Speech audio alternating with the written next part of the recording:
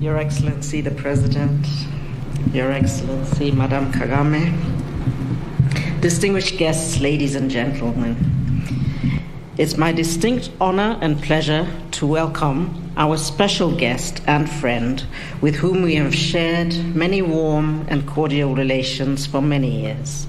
She has visited us in Kenya in the past and even participated in running in the Beyond Zero Marathon. She has a passion for women and girls and champions issues that affect livelihoods of communities in Rwanda. Today, she has graciously accepted our invitation to participate in the celebration of International Women's Day. I invite my friend, Her Excellency, Mrs. Jeannette Kagame, First Lady of the Republic of Rwanda, to greet you and share her remarks.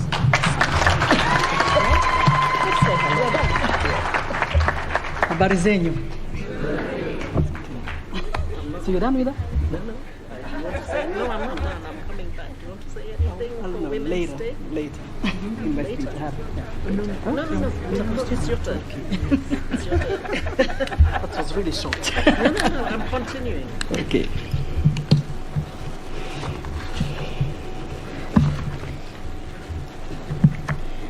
Your Excellency, the President of Kenya, Mr. Uhuru Kenyatta, Your Excellencies, distinguished guests, good afternoon. Ni furaha kwangu kuwa pamoja nanyi leo hii hapa Nairobi. Asanteni sana kwa mwaliko.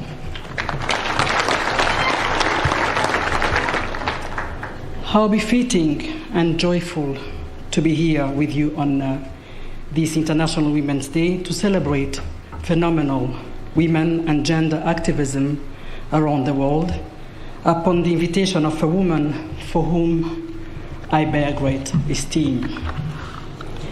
Your Excellency, Mrs. Kenyatta, you said on this day 6 years ago that the actions of women, measurable and immeasurable, hold up half of our society, half of our country, and as you quoted, it half of the world's sky. There is a thorny truth to these words. For all their beauty, they address an injustice that has festered the millennia and that crucial dates such as this one have advocated against for over a century.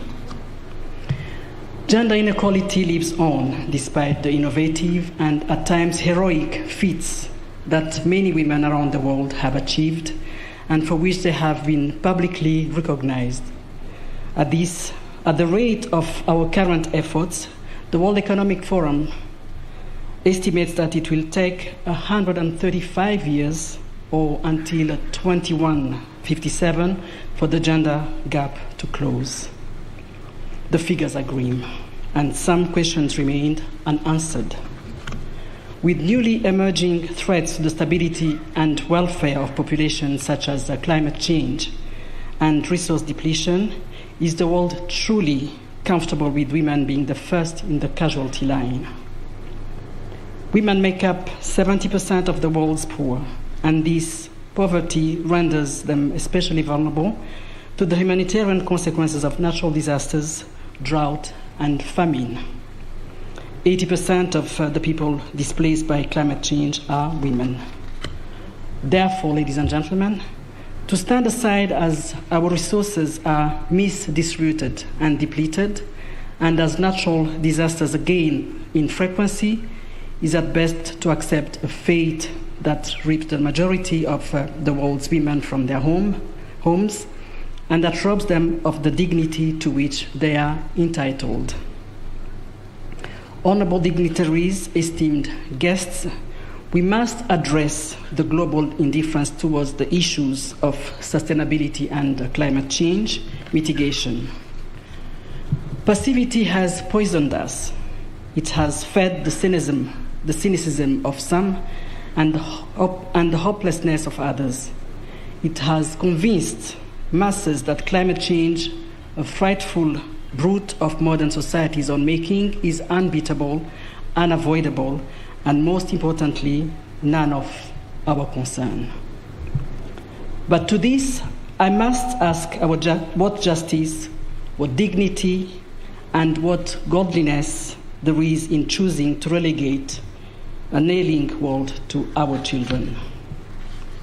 I know there is integrity and heart in the world, for I have seen their wonders in women whose names are synonymous with courage, dedication, and environmental heroism. To your beloved and never forgotten Wangari Maathai, rest in peace.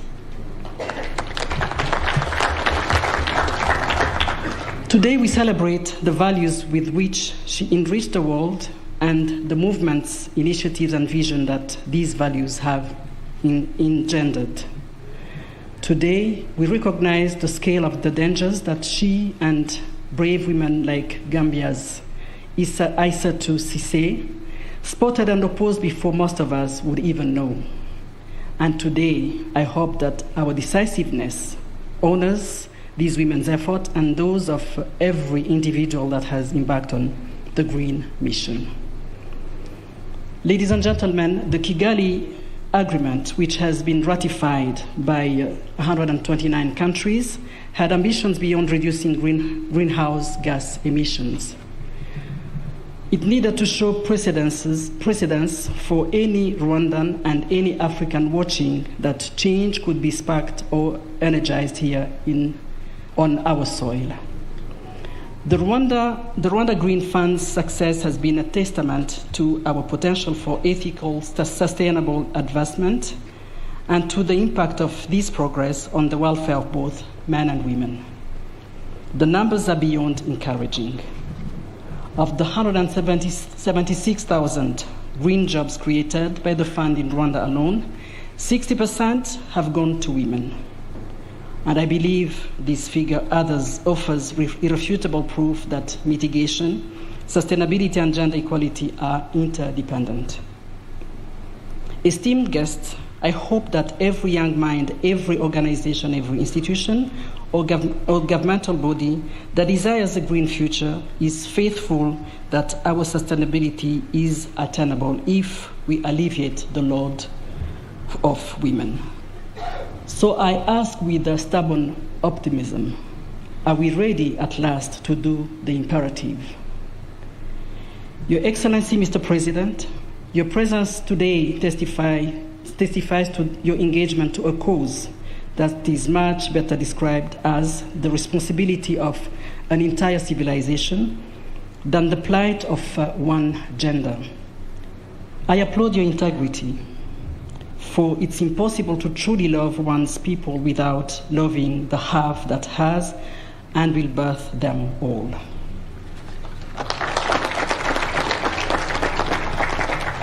Esteemed guests, allow me to celebrate one more incredible woman's accomplishment today as I close my remarks.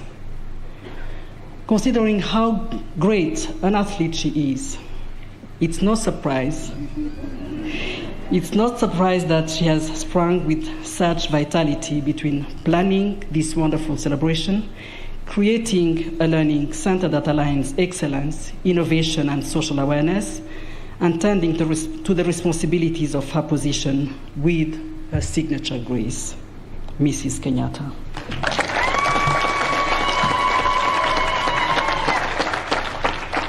Your Institute for Gender and Social Development is yet another impressive finish line you have crossed. This collaboration between Beyond Zero and the Kenya School of Development is ripe with promise. And my dear sister, you have exemplified how the half can and should strive to provide solution for itself. You have demonstrated with the hard work and principle of a truly empowered woman that though support is valued and welcomed, a community, whether united by experience, race, or gender, can look inwards for solutions. I'm thankful for today, and I'm looking forward to closing it with a wonderful read through the inspirational anthology of speeches that you have published today. Congratulations again. Nawashukuru sana kwa muda wenu. Muwe na siku njema. Happy International Women's Day.